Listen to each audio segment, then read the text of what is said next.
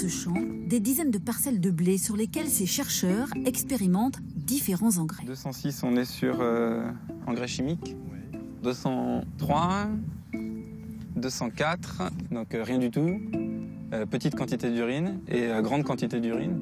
Vous avez bien entendu, ils ont fertilisé certaines parcelles avec de l'urine humaine afin de comparer les rendements. Voilà, donc là on est sur une parcelle qui a été fertilisée à l'engrais chimique.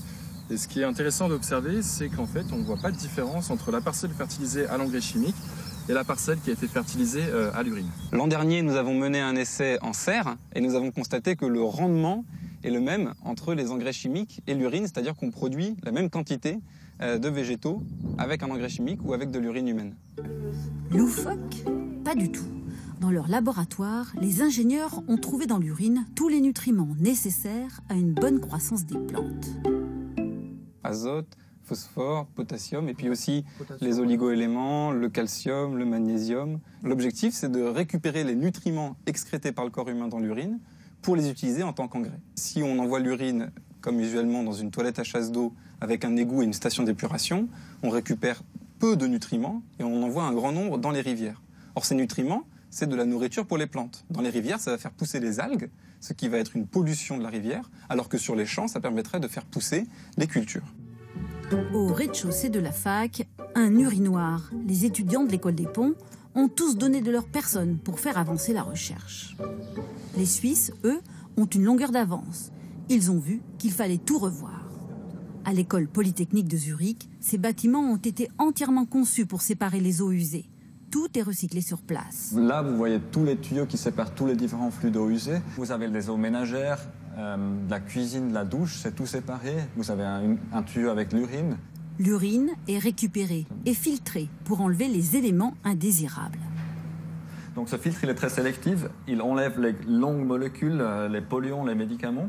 Mais les petites molécules, donc les éléments nutritifs, ils traversent ce filtre et puis on les récupère dans l'engrais. Purifié, concentré, le produit est conditionné. Voilà, grâce au traitement, il n'y a plus d'odeur, plus que des éléments nutritifs. Depuis 2 ans, l'engrais est agréé. Il est même commercialisé en Suisse et au Liechtenstein. En France, ce pépiniériste utilise le produit suisse. Voilà. Les oliviers, les palmiers, vraiment, ils adorent. Urine et eau, ils adorent. L'urine au jardin, ça fait des années qu'il l'expérimente. Il a même sa propre recette. Sur Internet, elle a déjà recueilli près de 500 000 vues. Donc là, si on prend l'urine maison, donc à ce moment-là, on prend un verre comme ça qui fait donc 25 centilitres, et on met 2 verres comme ça dans un arrosoir de 10 litres.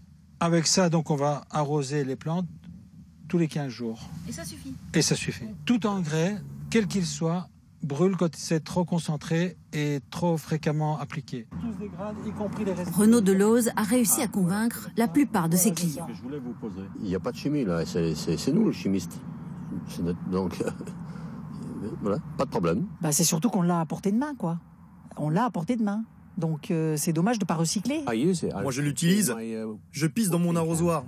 Expérimentée à grande échelle en Suède et en Allemagne, l'urine humaine obtient à moindre coût des rendements équivalents aux engrais de synthèse. Une solution crédible pour aider les agriculteurs à produire autrement.